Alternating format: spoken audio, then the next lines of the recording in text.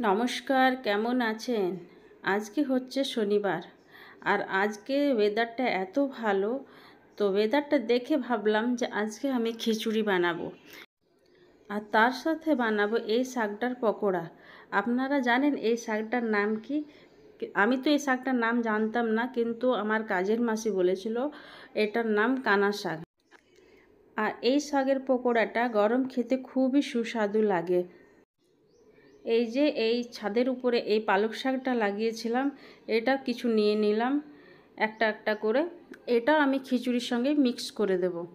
এটা কিন্তু ওই পালকটা নয়, এই পালকটার নাম হচ্ছে টক পালক। এটা খুবই ভালো লাগে খেতে। এটা আলুর সঙ্গে বানালে, বেগুনের সঙ্গে দিলে খুবই ভালো লাগে। তো আমি ভাবলাম আজকে এটা খিচুড়ির সঙ্গে মিক্স করে দেব।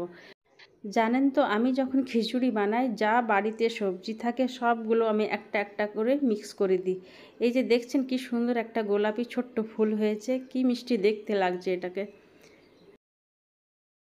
গার্ডেনে কিছু শাকসবজি লাগানো হয় আর সেটা যখন হয় দেখে কি যেন মনটা আনন্দ পায়।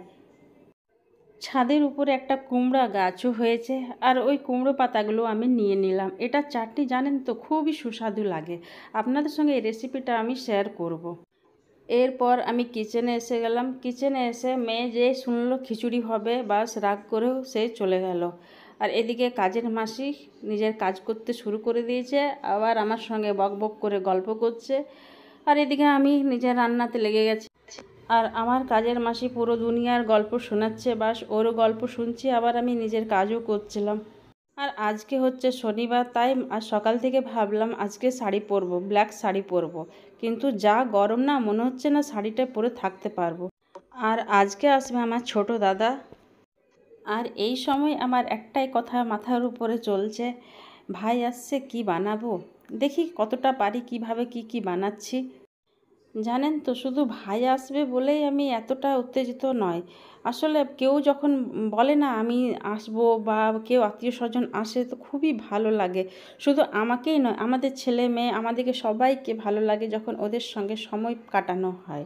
দেখুন আমি কেমনভাবে কুমড়ো পাতা চাটনিটা বানাচ্ছি। কুমড়ো পাতা দিয়ে দিলাম, রসুন দিয়ে দিলাম, এর মধ্যে 4টা লঙ্কা, তেঁতুল আর 1 চামচ নুন দিয়ে একে বেটে নিলাম। আর গরম তেলে সরষা দিয়ে একে ফোড়ন দিয়ে দিলাম। জানেন তো এই চাটনিটা খেতে খুবই ভালো লাগে। আপনারা বাড়িতে বানিয়ে দেখবেন, কেমন লাগে আমাকে কমেন্টে বলবেন। এরপর এদিকে দেখুন খিচুড়িটা আমার হয়ে গেছে, এর মধ্যে আমি একটু ঘি দিয়ে দিলাম। এবারে বানাবো আমি শাকের পকোড়াটা। আপনারা দেখুন আমি কেমনভাবে বানাচ্ছি। এই যে বেসন নিলাম, নুন দিয়ে দিলাম, একটু হলুদ দিয়ে দিলাম, একটু গোলমরিচ গুঁড়ো, একটু জিরে গুঁড়ো, বাস একে এবারে জল দিয়ে মিক্স করে দেব। এই দেখুন, এরপর এই পাতাটাকে এর মধ্যে ডুবিয়ে দেব। আর যেই তেলটা গরম হয়েছে, দেখুন তেলটার মধ্যে এটাকে দিয়ে দিলাম, কি সুন্দর ফুলে গেছে। আর এটা জানেন তো গরম গরম খেতে খুবই ভালো লাগে। এদিকে আমার দাদাও এসে গেছে। আর লাঞ্চে আমি দেখুন কি বানালাম। এই দেখুন আজকার মেনু আমার এইগুলো ছিল। খাওয়া দাওয়া হওয়ার পর ভাই বলল তোদের দিকে একটু ঘুরতে নিয়ে যাব। ও তো নতুন গাড়ি নিয়েছে, সেই জন্য বলছে চল আমার সঙ্গে একটু ঘুরে আসবি। আমি কেমন গাড়ি চালাচ্ছে দেখবি, কিন্তু মনের ভেতরে ভীষণ ভয় লাগছে। ওর মামাকে বলছে মামা ওপরটা সানরুফটা খুলে দাও, আমি দাঁড়াবো। ওর যাক মনের ভিতরে কি আনন্দ দেখছেন তো।